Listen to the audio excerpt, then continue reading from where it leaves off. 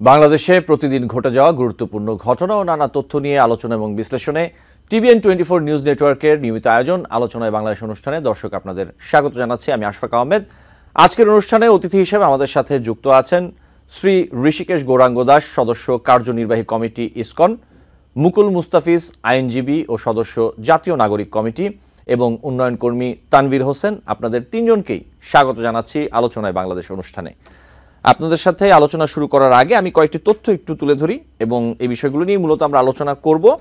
প্রথমে যে তথ্যটি আমার হাতে রয়েছে তা হচ্ছে চিন্ময় কৃষ্ণ দাস ব্রহ্মচারী ইসকন বাংলাদেশের কেউ নন। তিনি ইসকন থেকে বহিষ্কৃত। তার বক্তব্য ও কার্যক্রমের দায় ইসকনের নয়। বৃহস্পতিবার রাজধানীর স্বামীবাগে ইসকন বাংলাদেশের আশ্রমে আয়োজিত এক সংবাদ সম্মেলনে সংগঠনটির নেতারা এসব কথা বলেন। ইসকন বাংলাদেশের সাধারণ সম্পাদক চারুচন্দ্র দাস ব্রহ্মচারী অনুষ্ঠানে লিখিত বক্তব্যে বলেন, অনেক মাস আগেই প্রবর্তক শ্রীকৃষ্ণ মন্দিরের অধ্যক্ষ লীলারাজ গৌরদাস, সদস্য স্বতন্ত্র গৌরাঙ্গ দাস এবং চট্টগ্রামের পুণ্ডরিক ধামের অধ্যক্ষ চিন্ময় কৃষ্ণ দাসকে সাংগঠনিক শৃঙ্খলা ভঙ্গের দায়ে ইসকন বাংলাদেশ থেকে অব্যাহতি দেওয়া হয় এবং উল্লেখ করা হয় তাদের দ্বারা সংঘটিত কার্যক্রম ইসকনের নয়। ইসকন বাংলাদেশের কার্যনির্বাহী কমিটি ও শিশু সুরক্ষা দলের সদস্য ঋষিকেশ গৌরাঙ্গ দাস বলেন, চিন্ময় কৃষ্ণ দাসের বিরুদ্ধে কয়েকটি শিশু অভিযোগ করেছিল যে তাদের সঙ্গে অসদাচরণ ও খারাপ ব্যবহার করা হয়েছে। এটা জানার পরে চিন্ময়কে চিঠি দেওয়া হয় বিষয়টি খতিয়ে দেখতে। তখন তদন্তের স্বার্থে 3 মাসের জন্য তাকে সংগঠন ও পুণ্ডরিক ধামের পথ থেকে বিরত থাকতে বলা হয়। তবে তিনি তা মানেননি, সংগঠনের নির্দেশনাও শোনেননি। এ কারণে তাকে ইসকন বাংলাদেশ থেকে স্থায়ীভাবে গত জুলাইয়ে বহিষ্কার করা হয়। এবং এই সংশ্লিষ্ট আরেকটি তথ্য আমি যদি একটু দেই, সেটি হচ্ছে যে চিন্ময় কৃষ্ণ দাস ইস্যুতে ভারতের প্রধানমন্ত্রী নরেন্দ্র মোদীর সঙ্গে আলোচনা করেছেন দেশটির যে পররাষ্ট্রমন্ত্রী এস জয়শঙ্কর। এনডিটিভির একটি প্রতিবেদনে এই তথ্য দেওয়া হয়েছে। বলা হচ্ছে যে বাংলাদেশে সংখ্যালঘুদের বিষয়ে আলোচনা করতে বৃহস্পতিবার জয়শঙ্করের সঙ্গে বৈঠক করেন মোদী। এর মধ্যে রয়েছে চলতি সপ্তাহে চিন্ময় কৃষ্ণ দাসকে গ্রেফতার এবং চট্টগ্রাম জেলার একটি মন্দির ভাঙচুরের বিষয়। এবং জয়শঙ্কর শুক্রবার বাংলাদেশ স্থানীয় সময় সংসদের উভয় কক্ষে এ বিষয়ে ভাষণ দেবেন বলে জানিয়েছে এনডিটিভি। এবং আরেকটি তথ্য এই সম্পর্কিত যা হচ্ছে, যেদিকে আমরা যদি দেখি যে বাংলাদেশের চলমান ইসকন ইস্যু নিয়ে মন্তব্য করেছেন পশ্চিমবঙ্গের মুখ্যমন্ত্রী মমতা ব্যানার্জি এবং কংগ্রেস নেত্রী এবং সদ্য নির্বাচিত সংসদ সদস্য প্রিয়াঙ্কা গান্ধী। মমতা ব্যানার্জি বলেছেন, কোনো ধর্মের ওপরেই আঘাত আসুক আমি চাই না। এখানে ইসকনের যিনি আছেন তার সঙ্গে আমার কথা হয়েছে। এটা যেহেতু অন্য একটি দেশের বিষয়, তাই কেন্দ্রীয় সরকারকেই প্রয়োজনীয় ব্যবস্থা নিতে হবে। এই ইস্যুতে আমরা কেন্দ্রীয় সরকারের পাশেই আছি। এর আগে কংগ্রেস নেত্রী ও সদ্য নির্বাচিত সংসদ সদস্য প্রিয়াঙ্কা গান্ধীও বাংলাদেশের পরিস্থিতি নিয়ে সামাজিক মাধ্যম এক্সে প্রতিক্রিয়া জানান। প্রিয়াঙ্কা লিখেছেন, আমি কেন্দ্রীয় সরকারের কাছে আবেদন করব যাতে এই বিষয়ে হস্তক্ষেপ করা হয় এবং সংখ্যালঘুদের নিরাপত্তা সুনিশ্চিত করার বিষয়টি নিয়ে বাংলাদেশ সরকারের কাছে জোরালোভাবে তুলে ধরা হয়। সবশেষ আরেকটি তথ্য ছোট্ট করে আমি তুলে ধরব, তা হচ্ছে আজকে আমরা দুর্ভাগ্যজনকভাবে এমন কতগুলো কাজ করছি যে কাজগুলোর মধ্য দিয়ে ফ্যাসিবাদের ফিরে আসার সম্ভাবনা অনেক বেড়ে গেছে। এমনটা মন্তব্য করেছেন বিএনপি মহাসচিব মির্জা ফখরুল ইসলাম আলমগীর। তিনি বলেন, ফ্যাসিবাদ পরাজিত হয়েছে, ফ্যাসিবাদ যে কোনো সময় আবার ফিরে আসতে পারে, আমরা সেই রাস্তা যেন তৈরি করে না দেই। এই ছিল কিছু তথ্য। আমি চলে যাব আমাদের আজকের 3 জন আলোচক আমাদের সাথে রয়েছেন আলোচনায়। আমি শুরুতে একটু যেতে চাই শ্রী ঋষিকেশ গৌরাঙ্গ দাস আপনার কাছে, যে বিষয়টি নিয়ে এই যে আজকে আপনারা সংবাদ সম্মেলন করেছেন, এখান থেকে আমি একটি বিষয় একটু আপনার কাছে জানতে চাইব। এই যে চিন্ময় কৃষ্ণ দাসের বিরুদ্ধে যে কয়েকটি শিশু অভিযোগ করেছিল যে তাদের সঙ্গে অসদাচরণ ও খারাপ ব্যবহার করা হয়েছে, এবং এটা জানার পরে আপনারা বলছেন যে চিন্ময়কে চিঠি দেওয়া হয় বিষয়টি খতিয়ে দেখার জন্য। কি অভিযোগ ছিল চিন্ময় কৃষ্ণ দাসের বিরুদ্ধে, বিষয়টি যদি একটু বলতেন আমাদের।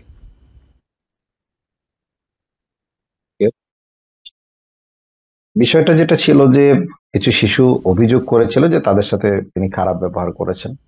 তো কি ধরনের খারাপ ব্যবহার করেছেন সেটা আমাদেরকে ডিটেলস জানায়নি। তো সেই বিষয়গুলি ডিটেলস জানার জন্য আমরা মূলত তাকে সেই চিঠিটা দিয়েছিলাম। আপনারা জানেন ইসকন হচ্ছে একটা ইন্টারন্যাশনাল সোসাইটি। আমরা আমাদের শিশুদের সুরক্ষার জন্য একেবারে ইন্টারন্যাশনাল স্ট্যান্ডার্ডটাকে মেনটেন করি। যেমন আমাদের দেশের পার্সপেক্টিভে একটা ছোট বাচ্চাকে যদি আমরা কিস করি বা কুলে নেই, হাক করি, এটাকে কিন্তু আমরা চাইল্ড অ্যাবিউস বা এরকম কিছু বলি না। কিন্তু ইন্টারন্যাশনাল প্রিন্সিপালস অনুযায়ী আমাদের দেশের প্রেক্ষাপটে কোন একজন ইন্টারন্যাশনাল প্রেক্ষাপটে কোন একজন ব্রহ্মচারী, আমাদের সোসাইটির পার্সপেক্টিভ থেকে বলছি, কোন একটা বাচ্চাকে হাক করতে পারে না, কিস করতে পারে না, এমনকি তার কোনো প্রাইভেট পার্টেও টাচ করার কোন রকমের অনুমোদন নেই। তো অ্যাকচুয়ালি কি হয়েছিল সেটা কিন্তু আমরা খতিয়ে দেখতে পারিনি। ওনাকে যেহেতু অভিযোগটা এসেছিল, তো সেটার জন্য আমরা সেই অভিযোগটা পাওয়ার সাথে সাথে ওনাকে আমরা চিঠি দিয়েছি, আমরা সেটা খতিয়ে দেখতে চাই। এবং সেই ক্ষেত্রে আমাদের যেটা নিয়ম আছে যে যার বিরুদ্ধে কোনো অভিযোগ আমরা পাবো সাথে সাথে তাকে সেই স্থান ত্যাগ করে অন্য একটা মন্দির বা অন্য জায়গা তাকে চলে যেতে হবে। আমরা উইদাউট এনি ইনফ্লুয়েন্স সেই বিষয়টা খতিয়ে দেখতে চাই। তো সেই ক্ষেত্রে তিনি আমাদেরকে সহযোগিতা করেননি, সেটা আমরা বাংলাদেশ ম্যানেজমেন্টকে জানিয়েছি। তো তারা তাকে সতর্কমূলক একটা চিঠি দিয়েছেন যে আপনি আমাদের যে চাইল্ড টিম আছে, চাইল্ড প্রোটেকশন টিম, তাদেরকে সহযোগিতা করুন। তারপরেও তিনি সহযোগিতা করেননি। এরপরের বার ওনাকে চূড়ান্ত সতর্ক বার্তা দেওয়া হয়েছে, যদি আপনি সেটা না করেন তাহলে সেই ক্ষেত্রে আপনার ক্ষেত্রে আমরা কঠোর সাংগঠনিক ব্যবস্থা নেব। সেই ক্ষেত্রেও তিনি খুব একটা রেসপন্স করেননি। এরপরে তিনি উল্টো একটা লিগ্যাল নোটিশ পাঠিয়ে দিয়েছেন যে তিনি এই বিষয়টা, এই প্রসেসটা মানতে রাজি নন। তারপর আমরা সেই লিগ্যাল নোটিশের উত্তর দেই এবং তারপরেও এই যে সেন্ট্রাল কমান্ড গুলি আছে আমাদের তরফ থেকে, সেগুলি তিনি মানতে নারাজ ছিলেন এবং এর প্রেক্ষাপটে আমরা মূলত তাকে বহিষ্কার। জি, এবং আমি একই সাথে আরেকটি প্রশ্ন আপনার কাছে একটু রাখি এবং তারপরে দুই আলোচকের কাছে যাব। আপনি অবশ্যই জানেন যে চট্টগ্রামে যে আইনজীবী সাইফুল ইসলামের যে হত্যার ঘটনা, এটি আপনি নিশ্চয়ই জানেন এবং বিভিন্ন গণমাধ্যমে দেখেছেন। আসলে কি হয়েছিল সেদিন, আপনার কি জানা আছে চট্টগ্রামে আসলে সেদিন কি হয়েছিল এবং আসলে কারা সংঘর্ষ করলো, কারা সংঘাতে জড়ালো, কি হয়েছিল বিষয়টি আপনার কি জানা আছে, যদি একটু বলতেন। দেখুন, আমি আপনাকে পরিষ্কার বলছি, ওখানে অ্যাকচুয়ালি কি হয়েছিল, কিভাবে ওনার হত্যাকাণ্ড সংগঠিত হয়েছে, সেটা কিন্তু আইন শৃঙ্খলা রক্ষাকারী বাহিনী এবং সরকারের গোয়েন্দা সংস্থা পরিষ্কারভাবে বলতে পারবে যে আসলে ওখানে কি হয়েছিল। কিন্তু একটা খুবই দুঃখজনক ব্যাপার আমরা দেখেছি যে এখানে অনেকেই এই ঘটনার পরবর্তীতে ইসকনের মতো একটি আন্তর্জাতিক খ্যাতি সম্পন্ন সংগঠনকে এটার দোষ চাপিয়ে দিয়েছেন। এটা কিন্তু এখনো বেরিয়ে আসেনি যে অ্যাকচুয়ালি কারা এটা করেছিল, কিন্তু তার আগেই তাদের এই ট্যাগটা লাগিয়ে দেওয়া হচ্ছে। এটা অত্যন্ত দুঃখজনক। আপনাদেরকে একটা বিষয় আমি বলতে চাই, এবং অনেকে কেউ কেউ জঙ্গি সংগঠনও বলছেন। আমরা ইসকনের যে ইতিহাস সেটা অনেকেই জানি না, তাদের আদর্শগুলো জানি না। আমি আমার পার্সোনাল এক্সপিরিয়েন্স থেকে কয়েকটা ইস্যু আপনাকে শেয়ার করতে চাই। অনেকে যখন এটা বলছে, আমি ব্যক্তিগতভাবে সেই সমস্ত প্রসেশনের সাথে গিয়ে তাদের সাথে অনেকের সাথে আমি কথা বলেছি যে আপনারা কেন এটা বলছেন। তো বলছে সামনে ওনারা বলছে তাই আমরাও বলছি, কোনো রিজন নাই, ওনারা জানে না আসলে কি বলছে। আমি ছোট্ট একটু শেয়ার করছি আপনাকে, জি, যেটা বাংলাদেশের সিংহভাগ মানুষ জানেন না। জর্জ হ্যারিসন, বিটলস তারকা, তাকে আমি মনে করি বাংলাদেশের প্রত্যেকটা মানুষ চিনেন। জর্জ হ্যারিসন কিভাবে ছিলেন সেটা বলছি। উনি 1971 সালে নিউ ইয়র্কে মেডিসন স্কোয়ার পার্কে পৃথিবীর প্রথম যে চ্যারিটেবল কনসার্টটি করেছিলেন তিনি জর্জ হ্যারিসন, এবং সেখান থেকে 2,50,000 মার্কিন ডলার আয় হয়েছিল। এই পুরোটাই তিনি ইউনিসেফ এর মাধ্যমে বাংলাদেশকে দিয়েছিলেন। বাংলাদেশের ওই সময় যে খারাপ অবস্থা ছিল, যে জেনোসাইড চলছিল, সেই আত্মপীড়িত মানুষের জন্য। এবং তিনি বাংলাদেশের জন্য একটা গান গেয়েছিলেন, বাংলাদেশ, এটা আপনারা মনে হয় সবাই জানেন। তো সেই ব্যক্তি হচ্ছেন ইসকনের একজন সদস্য, এবং এই কনসার্টটি করার জন্য তাকে যিনি অনুপ্রাণিত করেছিলেন তিনি হচ্ছে ইসকনের ফাউন্ডার ছিল এসি ভক্তি বেদান্ত স্বামী প্রভুপাদ। তিনি তার শিষ্য, এবং তার যে বাড়িটি আছে লন্ডনে, বাংলো বাড়িটি ছিল, সেটাও তিনি ইসকনকে দান করে দিয়েছেন।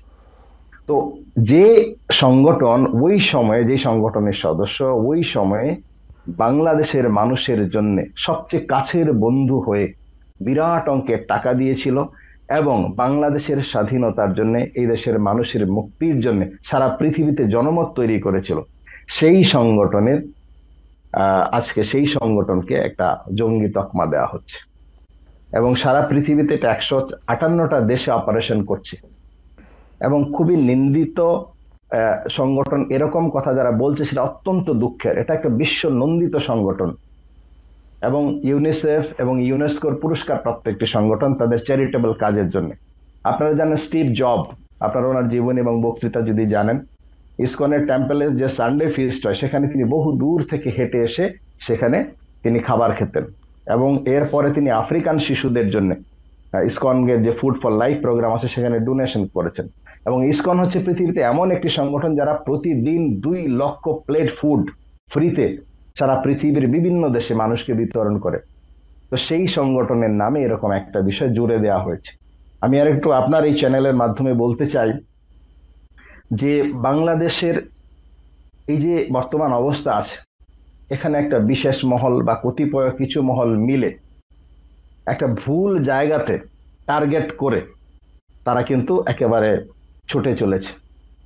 আমি পরিষ্কারভাবে বলবো যে এই সংগঠনটি পৃথিবীর অলমোস্ট প্রত্যেকটা প্রমিনেন্ট কান্ট্রিতে আছে, এবং সেই দেশের জনগণ, সেই দেশের গোয়েন্দা সংস্থা, সেই দেশের সরকার এই প্রতিষ্ঠানকে সাদরে গ্রহণ করে, এবং সেই সমস্ত দেশের ঊর্ধ্বতন সরকারি কর্মকর্তারাও এদেশে মানে তাদের সেই প্রোগ্রামগুলোতে আসে। আপনারা যদি সার্চ করেন বিভিন্ন সার্চ ইঞ্জিনগুলোতে সেই বিষয়টা কিন্তু পরিষ্কার দেখতে পাবেন। জি, তো সেই রকম একটি সংগঠন যারা বিশ্ব মানবতার জন্য, শান্তির জন্য, আধ্যাত্মিক প্রগতির জন্য কাজ করছে, তাদেরকে এরকম একটা ট্যাগ লাগিয়ে আজকে সারা পৃথিবীতে যে সমস্ত দেশে এই সোসাইটি আছে তারা কিন্তু খুব অবাক হয়ে ভাবছে যে এটা কি। এবং বাংলাদেশের ভাবমূর্তিকে আমরা বিশ্বের কাছে খুব খারাপ ভাবে তুলে ধরছি, জি, এই বিষয়টিতে কারণ এই আসবো। সোসাইটির যে ক্রেডিবিলিটি আছে ওয়ার্ল্ড ওয়াইড, সেই জায়গাটা কিন্তু আমরা ভিন্ন খাতে প্রবাহিত করে আমাদের দেশকে অস্থির করার চেষ্টা করছি। জি, এই বিষয়টা তো আমি বলবো আসবো ঋষিকেশ জি গৌরাঙ্গ, আমি এই জি বিষয়টা তো আসবো জি আপনার কাছে আবার। আমাদের সাথে আরো দুজন অতিথি জি আছেন, আমরা একটু তাদের সাথে আলোচনা করে আপনার কাছে জি আবার জি আসবো আমি জি এই বিষয়টিতে। জি আমি একটু মুকুল মোস্তাফিজ আপনার কাছে এই একই বিষয়ে আসলে যেতে চাই। আমি একটু যদি বলি, আজকে যে সংবাদ সম্মেলন করা হয়েছে স্কোয়াডের পক্ষ থেকে, এবং সেখানে আমি জাস্ট দুটি লাইন যদি একটু বলি অথবা তথ্য, যে চিন্ময় কৃষ্ণদাস ব্রহ্মচারী ইসকন বাংলাদেশের কেউ নন, তিনি ইসকন থেকে বহিষ্কৃত, তার বক্তব্য কার্যক্রমের দায় ইসকনের নয়। এবং যেমনটি শ্রী ঋষিকেশ গৌরাঙ্গ দাস বলছিলেন, সবকিছু মিলিয়ে আপনি এই বিষয়টাতে আসলে কি বলবেন?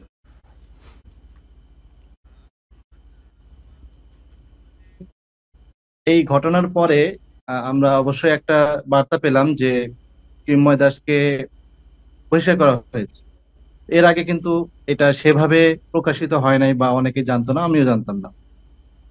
আমার প্রশ্ন হলো যে চিন্ময় দাস তো এই হত্যাকাণ্ডের সাথে জড়িত না, তার অনুসারীরা। তো তার অনুসারীদেরকে কি এভাবে ডিজোন করা হয়েছে যে তার অনুসারী যারা, তারা কিন্তু চিন্ময় দাসের ব্যক্তিগত অনুসারী নয়, ইসকন হিসেবেই তার অনুসারী। তো ইসকন কি তাদেরকেও ডিজোন করে কিনা, এটা হলো আমার আরেকটা একটা প্রশ্ন ওনার কাছে। জি, মুকুল মুস্তাফিজ, আমরা মনে হয় সংযোগটি বিচ্ছিন্ন হয়ে গেছে, আমরা নিশ্চয়ই আবার মুকুল মুস্তাফিজকে পাবো। আমি একটু তানভীর হোসেন আপনার কাছে আসতে চাই, যে প্রশ্নটি মুকুল মুস্তাফিজের কাছে রেখেছিলাম এবং যেমনটা শ্রী ঋষিকেশ গৌরাঙ্গ দাস বলছিলেন, আপনি এই বিষয়ে। অনেক রকম দাবি জি জি, তানভীর হোসেন। জি ধন্যবাদ। উনি সম্ভবত ফিরেছেন। আমরা কি মুকুল ভাইয়ের কথাটা শেষ করে নেব কিনা? আচ্ছা, মুকুল মুস্তাফিজ, আপনি জি নিশ্চয়ই শুনতে পাচ্ছেন আমাকে? জি জি জি জি, আমি বলুন আরেকটা বিষয় বলতে চাচ্ছিলাম যে এটা আমারও জানার ব্যাপার, আসলে সবাই জানতেও চায় এই বিষয়টা। বাংলাদেশে যত ঘটনা ঘটেছে, বাংলাদেশের অস্তিত্বের জন্য, সার্বভৌমত্ব রক্ষার জন্য, বাংলাদেশের মানুষের জন্য যত আন্দোলন সংগ্রাম হয়েছে, এখানে বাংলাদেশের প্রত্যেকটা ধর্ম বর্ণ সব মানুষ এখানে মিলিতভাবে সংগ্রাম করেছে। আমরা গত এই জুলাই আগস্টে যেটা দেখলাম, বাংলাদেশে কিন্তু এমন কোন ধর্মের মানুষ নাই যিনি এই আন্দোলন বা এই অভ্যুত্থানের স্টেক হোল্ডার নন। সবাই, হিন্দু ভাইরাও কিন্তু নেমে পড়েছেন, অনেকে শহীদ হয়েছেন, হিন্দু মানে সম্প্রদায়ের, খ্রিস্টান, সবাই এসেছেন। তো কেন হঠাৎ করে ইসকনের প্রতি সবার একটা বিতৃষ্ণা তৈরি হলো কেন? এটা আমার কাছে যেটা মনে হয় যে ইসকনের কিছু ব্যাপারে বাংলাদেশের মানুষ একটা অন্ধকারের মধ্যে আছে, যে জিনিসটা ইসকন আমার মনে হয় খোলাসা করতে পারে নাই। তার মধ্যে একটা আসলে ইসকন কি ধরনের সংগঠন, এই জিনিসটা মানুষ আসলে বুঝতেও পারছে না। আর এই ব্যাপারে মানুষের মনের মধ্যে অনেক সন্দেহ আছে যে ইসকন কি আদৌ শুধু চ্যারিটেবল, নাকি তাদের অন্য কোনো উদ্দেশ্য আছে। তো এই বিষয়টা কখনো দেখবেন না যে আমরা এটা কেউ ক্লিয়ার করছে না, ইভেন ইসকনের লোকজনও এটার মধ্যে একটা জিনিস কেমন ব্যাপার আছে। তো আরেকটা ব্যাপার যেটা, তৃতীয় যে জিনিসটা আমি বলতে চাচ্ছি, যে আমি ইসকনের যিনি আছেন তার কাছে আমি বলতে চাচ্ছি, এই যে চিন্ময় দাসকে গ্রেপ্তার করা হলো, আদালতে তোলা হলো, একটা প্রক্রিয়া আছে তো। ওনার বিরুদ্ধে একটা অভিযোগ এসেছে বাংলাদেশের সার্বভৌমত্বের উপর আঘাত আনা। এটা সত্য মিথ্যা, উনি দোষী নির্দোষ কোনো কিছুই না। ওনার বিরুদ্ধে যদি মামলা হয়, প্রক্রিয়ার মধ্য দিয়ে ওনাকে আনা হয়েছে, ওনাকে কোর্টে তোলা হয়েছে, জামিন চাওয়া হয়েছে, পরে প্রেসার দেওয়া হয়েছে কেন জামিন দেওয়া হবে না, অবশ্যই দিতে হবে। এখন এই যে এতগুলো ঘটনা ঘটলো, ঘটার পরে দেখা যাচ্ছে যে আমাদের পার্শ্ববর্তী দেশের এই বিষয় নিয়ে খুবই টেনশন। ওনারা বলছেন যে বাংলাদেশে জি মুকুল পুরা মুস্তাফিজ, আমি ঠিক এই বিষয়টা নিয়ে আপনার কাছে আবার আসবো, এই বিষয়টা নিয়ে আমরা আলোচনা করব। আমি একটু তানভীর হোসেনের কাছে যেতে চাই, আমাদের আসলে আর 3-4 মিনিট আছে, এরপর আমাকে একটা বিরতি নিতে হবে, এরপরে আমরা এই আলোচনাটাতে চলে আসব। তানভীর হোসেন জি, আপনি যদি বলতেন আপনি কি বলতে জি চাচ্ছেন। জি জি, ধন্যবাদ ধন্যবাদ মুকুল ভাই এবং গৌরাঙ্গদা দুজনকে ধন্যবাদ। সো যেহেতু আজকের বিষয়টা ইসকন নিয়ে কথা হচ্ছে, ইসকন একটা পপুলার সংগঠন, সারা বিশ্বের অনেকগুলো দেশে এর শাখা আছে এবং বিভিন্ন দেশের বিভিন্ন শাখা, মানে একটা দেশের মধ্যে অনেকগুলো শাখা আছে যারা সামাজিক সংগঠন নিয়ে কাজ করেন। তারা এগুলো জানেন, খোঁজ খবর রাখেন, সেটা বড় বিষয় না। বিষয় যেটা হলো যে আহ, যখন আমরা প্রভু চিন্ময় দাসকে নিয়ে কথা বলি, এখানে দুটো প্রসঙ্গ চলে আসলো। একটা যেটা হলো যে ইসকনের চাইল্ড সেফগার্ডিং পলিসি অনুযায়ী তাকে আপনারা নিষিদ্ধ করেছেন, কিন্তু সেটা চাইল্ড সেফগার্ডিং পলিসির যতটুকুনি, আমি নিজেও একজন এনজিও কর্মী, আমি যতটা বুঝি যে আপনারা যেই শিশুরা অভিযোগ করেছে তাদেরকে তৃতীয় কোনো নিরপেক্ষ কাউন্সিলরের কাছে আপনারা নিয়ে গেছেন কিনা, সেখানে তাদের কোনো মতামত নেওয়া হয়েছে কিনা, এবং চাইল্ড সেফগার্ডিং পলিসিতে অবশ্যই তাদেরকে সেই ধরনের সুরক্ষা প্রদান করতে হয়, সে বিষয়গুলো আপনি ক্লিয়ার করবেন। নাম্বার 2, চিন্ময় দাসকে গ্রেপ্তারের যে মেইন বিষয়টা সেটা হলো তিনি সনাতনী জাগরণী মঞ্চের নামের একটা প্রতিষ্ঠান বা একটা সংগঠন, আজকে যেভাবে মুকুল ভাই এসেছেন নাগরিক কমিটি থেকে, ঠিক সেরকমই একটা সনাতনী জাগরণী মঞ্চ, ওরা 8 দফা একটা দাবি দিয়েছেন। এখন ইসকন কি সেই দাবির প্রতি ইসকনের সমর্থন কতখানি আছে, বা সেই দাবিকে কি আপনারা আসলে ডিজোন করছেন কিনা, বা সেই দাবিকে আপনারা আসলে কিভাবে দেখছেন? তাহলে প্রসঙ্গ তো দুটো, চিন্ময় দাসকে গ্রেপ্তার করা হয়েছে তার অ্যাক্টিভিটির উপরে, আমি যদি ভুল না বুঝে থাকি আর কি। তার অ্যাক্টিভিটি গুলো ছিল বাংলাদেশে যারা সংখ্যা লঘু সম্প্রদায়, বিশেষ করে হিন্দু সম্প্রদায়, তাদের উপরে বেশ কয়েকটি ইম্পর্টেন্ট বিষয় নিয়ে উনি নোটিশ নিয়েছেন। এর মধ্যে একটা ছিল তাদের উপরে যে নির্যাতন হয়েছে 5ই আগস্ট বা তারও আগে কিংবা তারও পরে এই সময়গুলোতে, এবং তিনি ঐতিহাসিকভাবে আমাদের যে শত্রু সম্পত্তি আইন সেটা নিয়েও উনি ওনার যে 8 দফা দাবি আছে সেই দাবিতে উনি কথা বলেছেন। এবং তিনি একটা ফাউন্ডেশন করার কথা বলেছেন। সেখানে অনেকগুলো ইন্টারেস্টিং দাবি আছে। আপনারা কি সেই দাবি সম্পর্কে আপনাদের ওপিনিয়নটা যদি আমাদেরকে একটু জানান তাহলে সম্ভবত আমাদের জন্য হেল্পফুল হবে। Thank you. জি তানভীর হোসেন এবং মুকুল মুস্তাফিজ এবং শ্রী ঋষিকেশ, আপনাদের তিনজনকেই ধন্যবাদ, এবং এই যে প্রশ্নগুলো আপনারা রাখলেন এবং এই বিষয়গুলো নিয়ে আমরা আলোচনা করব। বিরতির পর আমাকে একটি ছোট্ট বিরতি নিতে হবে। দর্শক, আলোচনায় বাংলাদেশ অনুষ্ঠানে নিচ্ছি ছোট্ট একটি বিরতি, সাথে থাকবেন। TBN 24 টেলিভিশন দেখতে আজই কল করুন 7187776556। লগ ইন করুন www.totalcablebd.com। দর্শক, আলোচনায় বাংলাদেশ অনুষ্ঠানে আপনাদের আবারও স্বাগত জানাচ্ছি। আমাদের সাথে আছেন আজকে তিনজন অতিথি। আমরা আলোচনা করছিলাম এবং আমরা সরাসরি আবার আলোচনাতেই চলে যাব। যে বিষয়টি নিয়ে আমি একটু শ্রী ঋষিকেশ গৌরাঙ্গ দাস আপনার কাছে আসতে চাই। আমাদের সাথে যে আরো দুজন অতিথি যুক্ত আছেন, আপনার সহ আলোচক দুজন, তারা বেশ কিছু বিষয় আসলে জানতে চেয়েছেন অথবা তাদের প্রশ্ন জিজ্ঞাসা রয়েছে আপনার কাছে। আপনি নিশ্চয়ই বিষয়গুলো শুনেছেন। এই ব্যাপারে যদি আপনি একটু বলতেন, ঋষিকেশ গৌরাঙ্গ দাস। ধন্যবাদ মুস্তাফিজ সাহেবকে, তিনি ওয়ান্ডারফুল একটা কোয়েশ্চেন করেছেন। I am very pleased. কারণ হচ্ছে আমাদের সংগঠন খুবই প্রচারমুখী সংগঠন নয়, কারণ এটা একটা স্পিরিচুয়াল সংগঠন, মানুষের আত্মিক উন্নতির জন্য আমরা কাজ করি। যেহেতু এখানে আমাদের কোনো প্রোডাক্ট সেলিং এর ইস্যু নেই, তো সেখানে মার্কেটিং এর বিষয়টা খুবই ছোট্ট করে দেখা হয়। তো এইটা খুবই যৌক্তিক যে ইসকন সম্পর্কে বাংলাদেশের মানুষ খুব কম জানে, তাদের আদর্শ, উদ্দেশ্য এবং তাদের কর্ম। তো যেহেতু বিভিন্ন মাধ্যম থেকে এই বিষয়টাকে একটি কুচক্রী মহল তুলে ধরেছে যে এটা একটা এরকমের সংগঠন। তো সাধারণ মানুষরা কিন্তু সেটাকে বিশ্বাস করে নিয়েছে, এবং আমরাও এই ক্ষেত্রে খুব সোশ্যাল মিডিয়া বা ইলেকট্রনিক্স মিডিয়া, প্রিন্ট মিডিয়াকে ব্যবহার করে খুব জোরদার ভাবে এগিয়ে আসিনি। তো আমরা এখন বা কিছুকাল আগে অনুভব করতে শুরু করেছি, কারণ এই আমাদের অভ্যুত্থানের পরবর্তী সময়টাতে এসেই কিন্তু আমাদের সোসাইটিকে এই তকমাটা দেয়া হয়েছে। তার আগে কিন্তু এরকম ব্যাপার ছিল না। প্রায় 3 দশকেরও অধিক সময় ধরে বাংলাদেশে আমাদের কার্যক্রম চলছে, কিন্তু এই অল্প কিছুদিন হলো, এই ধরুন 3 মাসের মধ্যে হঠাৎ করে এই একটা খুবই ফেমাস সংগঠন যেটাকে একটা জঙ্গি তকমা লাগিয়ে দেওয়া হয়েছে।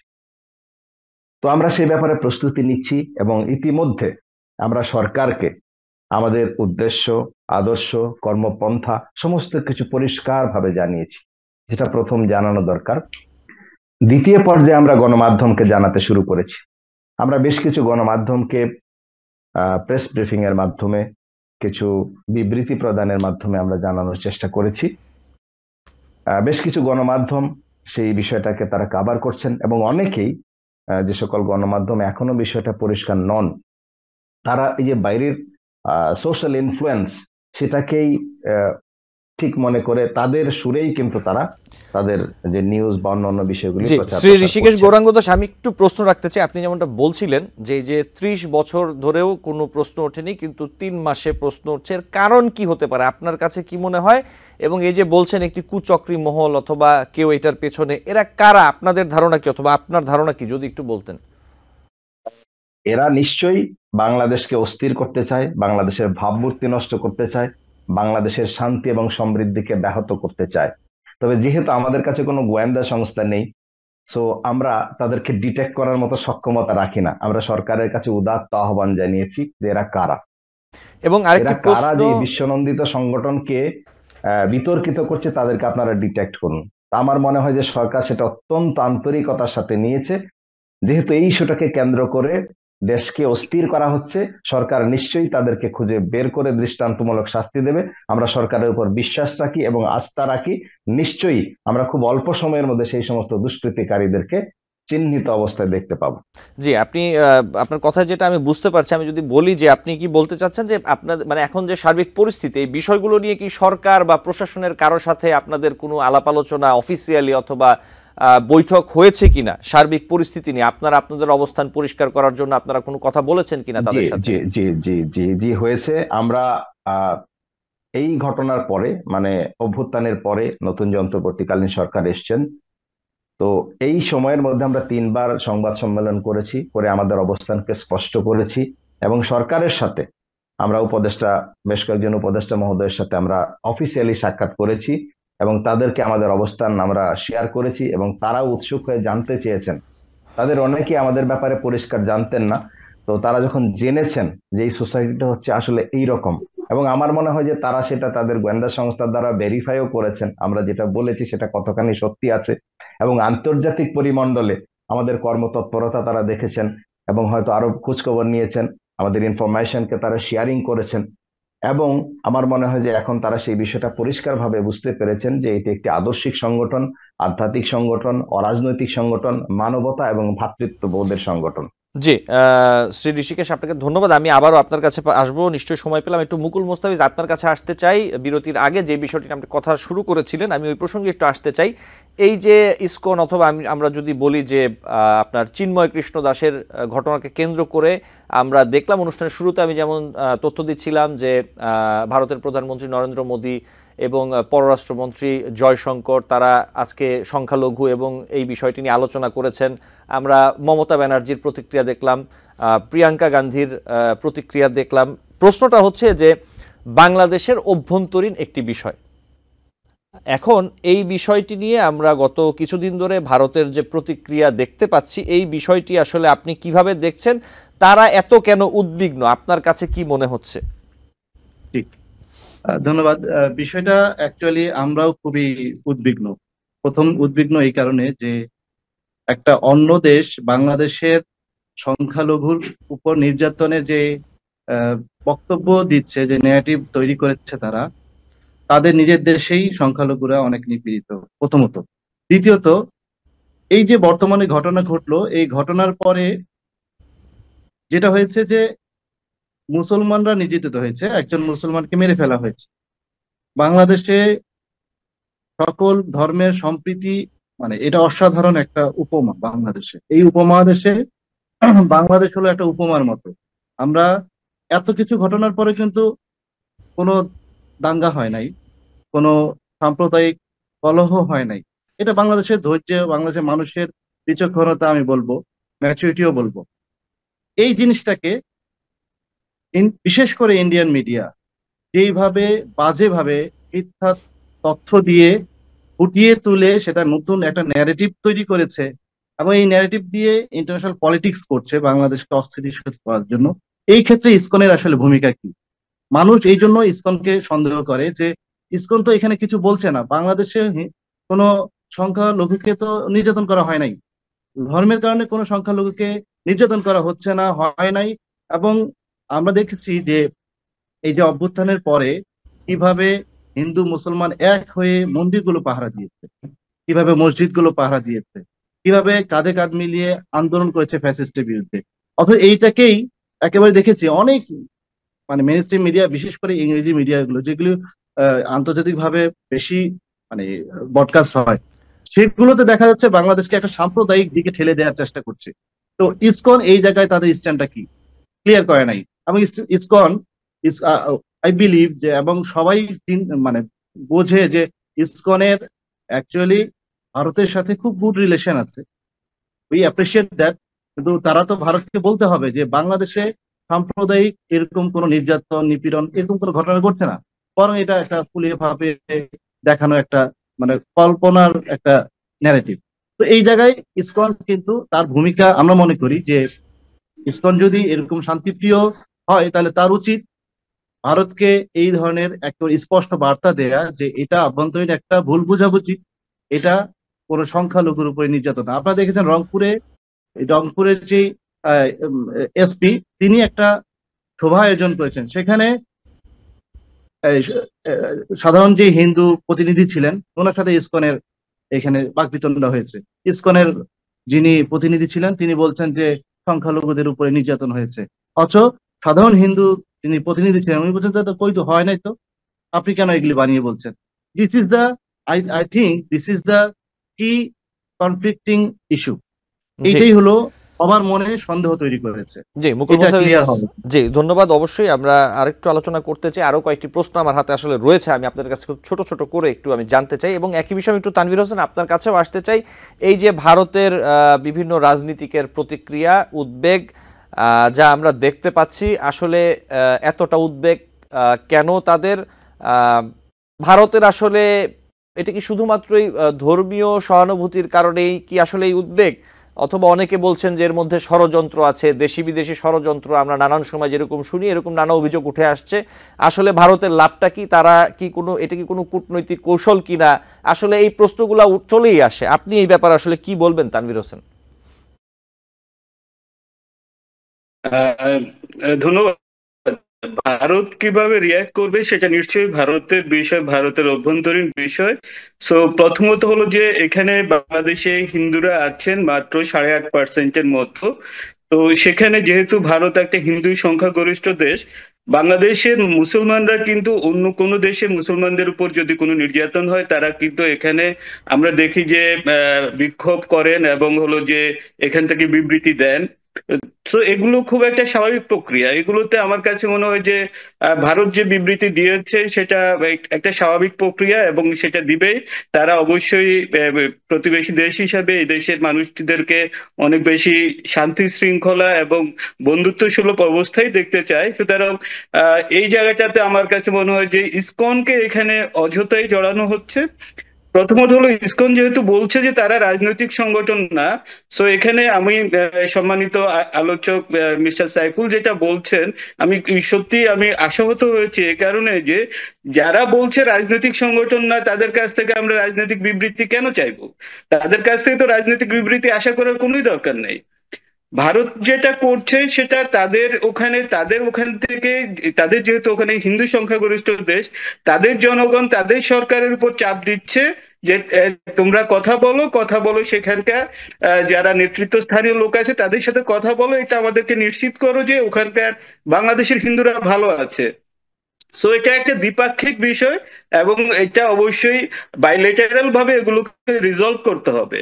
এখানে একটা মজার বিষয় হলো যেটা আমরা এই প্রথম আমাদের সাবেক প্রধানমন্ত্রী বাংলাদেশ ছাড়ার পরে তিনি আজকে প্রথম একটা হলো যে বিবৃতি দিয়েছেন, সেটা হলো যে কৃষ্ণ দাস, প্রভু চিন্ময় কৃষ্ণ দাসকে যে গ্রেপ্তার করা হয়েছে সেটার বিরুদ্ধে তিনি একটা বিবৃতি দিয়েছেন। আমার মনে হয় সেগুলো নিয়ে হয়তো আমার মনে হয় যারা এই এখন সরকারে আছেন তারা হয়তো আলোচনা করতে পারেন। এখন একটা রাষ্ট্র হিসেবে যদি কোনো রাষ্ট্র যদি মনে করে সে দেশে সমমনা, মানুষ কিন্তু প্রক্সিমিটির উপরে চিন্তা করে।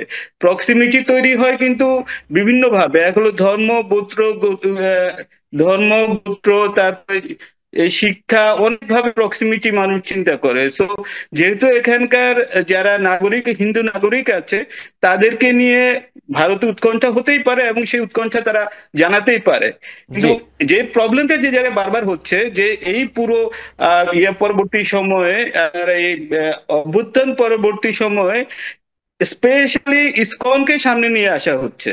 এই যে ইসকনকে সামনে নিয়ে আসা, সেটার মেইন কারণ হতে পারে হয়তো চিন্ময় দাস, কিন্তু এছাড়া ইসকনকে এভাবে সামনে নিয়ে আসাটা হলো যে জনগণের মধ্যে একটা বিভ্রান্তি এবং ভুল বার্তা দেওয়া হচ্ছে বলে আমি মনে করি। জি তানভীর হোসেন, আমি ঠিক এই জায়গাটাতেই আপনার কাছে একটি প্রশ্ন রাখতে চাই। যেমনটা আপনি বলছিলেন, এই যে ইসকন তারা বলছেন এটি একটি অরাজনৈতিক সংগঠন, তাহলে এই অরাজনৈতিক সংগঠনকে কেন্দ্র করে কোনো মহল অথবা কেউ কি আসলে রাজনৈতিক সুবিধা আদায়ের জন্য কোনো অপচেষ্টা চালাচ্ছে কিনা ইসকনকে সামনে রেখে, আপনার কি মনে হয়?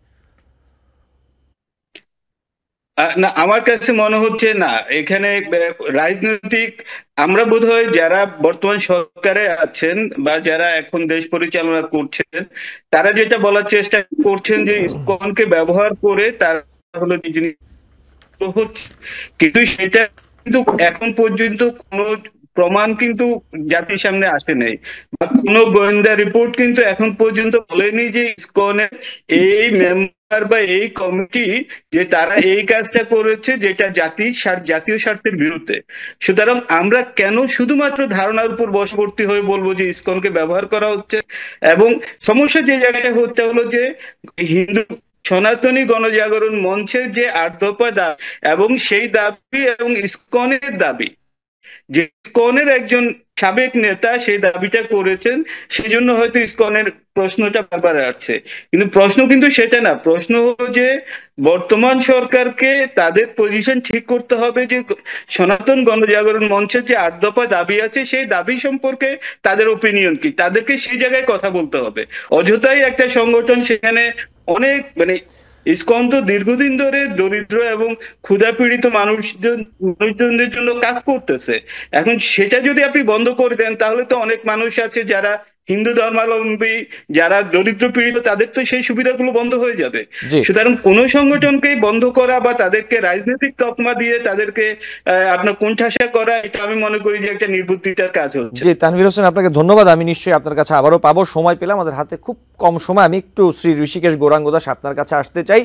আপনি এরই মধ্যে নিশ্চয়ই জানেন যে বিভিন্ন মহল থেকে, ব্যক্তির থেকে, সংগঠন থেকে ইসকন নিষিদ্ধের দাবি উঠছে। এই বিষয়টাতে আপনি কি বলবেন? আপনি যদি একটু ছোট করে আমাকে বলতেন ১ মিনিট আসলে। জি, আপনাকে অসংখ্য ধন্যবাদ। আসলে যারা এটা করছেন, আমি শুরুতেই বলেছি যে তারা ইসকন সম্পর্কে জানেন না অথবা জেনে এদেশকে অস্থির করার জন্য করছেন। এটা সম্পূর্ণ একটা অযৌক্তিক দাবি, কারণ ইসকনের ব্যাপারে এরকমের কোনো বিষয় নেই। একেবারেই সেটা একটা বানোয়াট, মিথ্যা এবং পরিকল্পিত। যে সংগঠনটি সারা পৃথিবীতে এত সুনামের সাথে কাজ করছে, যাদের কোনো রাজনৈতিক অভিলাষ নেই, কোনো রাজনৈতিক উদ্দেশ্য নাই, যারা শুধু ত্যাগের শিক্ষা দিচ্ছে, তো তাদেরকে এ ধরনের একটা তকমা দিয়ে এই একটা বাজে পরিস্থিতি সৃষ্টি করা হচ্ছে। তবে আমরা সরকারকে বিষয়টি যথাযথভাবে জানিয়েছি। আমার মনে হয় সরকার বিষয়টি বুঝতে পেরেছেন এবং ওনারা নিশ্চয়ই একটি ইতিবাচক পদক্ষেপ নেবেন। এবং আজকে আপনারা জানেন যে মহামান্য আদালত সেই বিষয়ে পরিষ্কার বলে দিয়েছে যে সেটা এই সোসাইটিকে বন্ধ করার অবকাশ নেই এবং সরকার বিষয়টিকে দেখবেন। এবং সত্যি আমি উদাত্ত আহ্বান জানাবো সরকারের কাছে, যারা এই ধরনের একটা প্রোপাগান্ডা তৈরি করে একটা ফায়দা নিতে চাচ্ছে, একটা ইনোসেন্ট সোসাইটিকে তারা বিতর্কিত করতে চাচ্ছে, তাদেরকে শনাক্ত করা হোক, তাহলে দেশে অনেকগুলো বিষয় কিন্তু তারা হাতে পেয়ে যাবেন। গৌরাঙ্গ দাস আপনাকে ধন্যবাদ। বিশৃঙ্খলা সৃষ্টিকারী কারা? জি গৌরাঙ্গ দাস আপনাকে ধন্যবাদ। আমি একটু মুকুল মোস্তাফিজ খুব ছোট করে আপনি আমাকে 1 মিনিট যদি একটু বলেন, এই যে ইসকনকে নিষিদ্ধের দাবি উঠছে, আপনি কি মনে করেন যে ইসকনকে নিষিদ্ধ করলেই এই যে যেই বিষয়গুলো চলছে এগুলো সব সমাধান হয়ে যাবে? না, এটা আমি কখনোই মনে করি না। আর ইসকনকে নিষিদ্ধ করতে হলে তো একটা জিনিস নিষিদ্ধ কি সঙ্গে সঙ্গে করা যায় নাকি, আর করা কি উচিত কিনা এটার কি অ্যাসেসমেন্ট হয়েছে? তাদের কোনো কিছুই তো হয় নাই। এটা অনেকেই মানে যে যার মতো করে দাবি করছে। ওই যে আমি প্রথমে বললাম যে অনেকেই অন্ধকারে আছে, তো আসলে কি এটা নিয়ে অনেক চিন্তা আছে। এবং বিগত সময়ে যেমন দেখলেন এই তানভীর ভাই বললেন যে এই ফ্যাসিস্ট হাসিনা, আমরা ফ্যাসিস্টই বলবো, ফ্যাসিস্ট হাসিনা একটা বিবৃতি দিয়েছে, এতদিন চুপ ছিল। তো ফায়দা কে লুটতে চাচ্ছে, কিভাবে লুটছে, এবং ইসকনের এই মিছিল থেকে জয় বাংলা স্লোগানও দিচ্ছে দেখছি। সো কারা করছে, দুষ্কৃতিকারী কারা এবং কারা ভিকটিম হচ্ছে, এটা আইডেন্টিফাই করে প্রকৃত দোষীদেরকে আমরা সাজা দাবি করছি। জি আমরা কাউকে ভিক্টিমাইজ করতে চাই না, কারো শান্তিপূর্ণ কোনো কাজে আমরা কখনো বাধা হয়ে দাঁড়াতেও চাই না, বাধা করতেও চাই না। আমরা চাই বাংলাদেশ সম্প্রীতির দেশ, সবাই সম্প্রীতির সাথে সব বাংলাদেশকে নতুন বাংলাদেশ গড়ে তুলতে চাই। জি আপনাকে আমি ধন্যবাদ। মোস্তাফিজ সাহেবের একটা প্রশ্নের একটু উত্তর দিতে চাই, প্লিজ একটু স্কোপ দেবেন জি আমাকে। সংক্ষেপে। উনি একটা কথা বলেছেন যে ইসকনের মিছিল থেকে, আমি খুব স্ট্রংলি এটাকে ডিসঅ্যাগ্রি করছি যে ইসকনের কোনো মিছিল মিটিং কোথাও হয়নি, এবং ইসকন কোনো রাজনৈতিক বা অন্য রকমের কোনো প্রোপাগান্ডার সাথে জড়িত নয়, সরকার সমাজ বিরোধী কোনো কাজের সাথে জড়িত নয়। তারা কোনো মিটিং মিছিল করেনি, কোনো প্রসেশন করেনি, কোনো প্রোটেস্ট করেনি। আমরা একটা আধ্যাত্মিক সংগঠন, আমরা মন্দিরে থাকি, মন্দির ভিত্তিক জীবনযাপন করি, মানুষকে সুখী করার জন্য কাজ করি। আমাদের স্লোগানই হচ্ছে chant Hare Krishna and be happy. এটা ওয়ার্ল্ড ওয়াইড একটা স্লোগান। আমাদের ফাউন্ডার বলে গিয়েছেন, হরে কৃষ্ণ মহামন্ত্র জপ করো, কীর্তন করো, আর সুখী হও। এর বাইরে আমাদের কোনো চাওয়া নেই, কোনো পাওয়া নেই। আমরা সব ত্যাগ করেছি। We are vegetarian. আমরা এক কাপ চা পর্যন্ত খাই না, যাতে এটাতে ক্যাফেন আছে, আমার চিন্তা শক্তিকে বিকৃত করতে পারে। আমরা একটা পিঁপড়াকে হত্যা করি না, কারণ করলে ও আমাদের পাপ হবে। তো এই যে চিন্তাধারা, সেটাকে আমরা বিলং করি। তো সেই চিন্তার বাইরে যে যখন আপনি যেটা বলেছেন মুস্তাফিজ সাহেব, আপনাকে আমি অভিনন্দনও জানাচ্ছি যে আমরা আসলে আমাদের যে আদর্শ সেটা কিন্তু তুলে ধরতে পারিনি সবার কাছে। তো আমি আজকে আমাদের টিভিএন টেলিভিশনকে অনেক ধন্যবাদ জানাবো যে সেই আদর্শগুলি আমরা তুলে ধরার একটা প্ল্যাটফর্ম পেয়েছি, এবং আপনার চ্যানেলের মাধ্যমে বাকি ইলেকট্রনিক্স এবং প্রিন্ট মিডিয়াগুলোকে বলবো আমাদেরকে যেন সুযোগ সৃষ্টি করে দেওয়া হয় এই মহিমান্বিত সংগঠনটির কার্যক্রমকে আমরা আপামর জনসাধারণের মাধ্যমে জনসাধারণের মাঝে তুলে ধরতে পারি। তাদের যে ভুল বা তাদেরকে যে ভুল বুঝিয়ে একটা প্রোপাগান্ডা সৃষ্টি করা হচ্ছে, সেটাকে যেন আমরা সুন্দরভাবে জনগণের মধ্যে তুলে ধরে সম্প্রীতির সুন্দর পরিবেশ সৃষ্টি করতে পারি। জি জি আপনাকে ধন্যবাদ। আমি একটু তানভীর হোসেন আপনার কাছে আসবো, আমরা শেষ পর্যায়ে আছি। আমি আপনার কাছে একটু ভিন্ন প্রশ্ন রাখবো, সেটি হচ্ছে যে বিএনপি মহাসচিব বলেছেন যে আমাদের কাজের কারণেই ফ্যাসিবাদের ফেরার আশঙ্কা বেড়ে গেছে। আপনি এই বিষয়ে কি বলবেন? আমার কাছে মনে হয় যে উনি ফ্যাসিবাদ বলেছেন, এখন উনি মিন করেছেন যে বিগত সরকার বাংলাদেশ আওয়ামী লীগ আবার ফিরে আসার যে সুযোগ তৈরি হয়েছে, এটার কয়েকটা বড় কারণ। একটা হলো যে বেশ কয়েকটি জরিপ হয়েছে, ইনক্লুডিং আপনার হলো যে ভয়েস অফ আমেরিকা থেকে একটা জরিপ হয়েছে। সবগুলো জরিপে দেখা গেছে যে আওয়ামী লীগ সরকারের প্রতি জনসমর্থন বেড়েছে এবং প্রায় সব ক্ষেত্রে 50% বেশি। সো এরকম একটা কারণটা হয়েছে, কারণ গত 5ই আগস্ট থেকে এই পর্যন্ত যতগুলো আপনার মব ভায়োলেন্স হয়েছে, যতগুলো আপনার হলো যে বিশৃঙ্খলা হয়েছে, সেসব জায়গাতে আমরা এখন পর্যন্ত বর্তমান যে অন্তর্বর্তীকালীন সরকারকে কোনো শক্ত পদক্ষেপ নিতে আমরা দেখিনি, বা আমরা বলবো যে এটা সব জায়গাতেই আমরা দেখেছি ব্যর্থ হয়েছে। আমরা সামরিক বাহিনীর সদস্যদেরকে দেখেছি যে যারা ভায়োলেন্স করছে তাদের সামনে হলো মাথা নিচু করে কথা বলছে, সেখানে তাদের বডি ল্যাঙ্গুয়েজ কোনো রকমের কনফিডেন্স ছিল না। সুতরাং সেই জায়গাটাতে আমার কাছে মনে হয় যে মির্জা ফখরুল সাহেব খুবই ভালো বলেছেন। ওনার এই যে উপলব্ধিটা, এটা হয়তো দেশের শান্তি শৃঙ্খলা আরেকটু খুব অতি সত্ত্বই সেই শান্তি শৃঙ্খলা ফিরিয়ে আনতে হয়তো তাদের পক্ষ থেকে সেই সহযোগিতাগুলো থাকবে, এবং আমি সেটাই বিশ্বাস করি। কারণ যদি এখন বিশৃঙ্খলা হয়, সবচেয়ে বেশি ক্ষতিগ্রস্ত হবে বিএনপি। বিএনপি হলো প্রসপেক্টিভ, তারা ভাবছে যে আগামী নির্বাচন হলেই সবচাইতে বেশি বিএনপি ক্ষমতা যাওয়ার সম্ভাবনা তৈরি হচ্ছে। এখন যদি দেশে অস্থিতিশীল পরিস্থিতি তৈরি হয় তাহলে লস হবে কার? সবচাইতে বেশি ক্ষতি হবে বিএনপি। সুতরাং বিএনপি কোনোভাবে চাইবে না যে এই ধরনের কোনো একটা পরিস্থিতি চলমান, যে দাঙ্গা হাঙ্গামা চলছে, যে আমরা একদম স্কুল কলেজ সব জায়গাতে একটা বাজে পরিস্থিতি। সো সেই জায়গাটা থেকে বিএনপি দেখছে যে এইসব কারণে দেশের মানুষ বলতে শুরু করেছে যে আগের সরকারই ভালো ছিল। এখন আপনি ফ্যাসিস্ট বলুন আর যাই বলুন, মানুষ যদি বলতে শুরু করে যে আগের সরকার ভালো ছিল, সেটা অবশ্যই গণ অভ্যুত্থান যে অর্জন করেছে বলে তারা মনে করছে, সেই জায়গাটাতে নিশ্চয়ই তারা ব্যর্থতার দিকে যাবে। সুতরাং মির্জা ফখরুল সাহেব সেই জায়গাটাতে তাদের জনসমর্থনকে সতর্ক করেছেন বলে আমি মনে করি। তানভীর হোসেন, আপনাকে অনেক ধন্যবাদ যুক্ত হওয়ার জন্য। মুকুল মোস্তাফিজ, আপনাকেও ধন্যবাদ জানাচ্ছি আন্তরিকভাবে, এবং শ্রী ঋষিকেশ গৌরাঙ্গ দাস, আপনাকেও অনেক ধন্যবাদ জানাচ্ছি আমাদের সাথে আজকে যুক্ত হওয়ার জন্য এবং সময় দেওয়ার জন্য। নিশ্চয়ই অন্য কোনো দিন আপনাদের তিনজনের সাথেই আবারও দেখা হবে। আমাদের দর্শক আপনাদের মূল্যবান মতামত কথা শুনতে পারবেন। ভালো থাকবেন। দর্শক আলোচনায় বাংলাদেশ অনুষ্ঠানে আজ এই পর্যন্তই। পরবর্তী অনুষ্ঠান দেখার আমন্ত্রণ জানিয়ে বিদায় নিচ্ছি।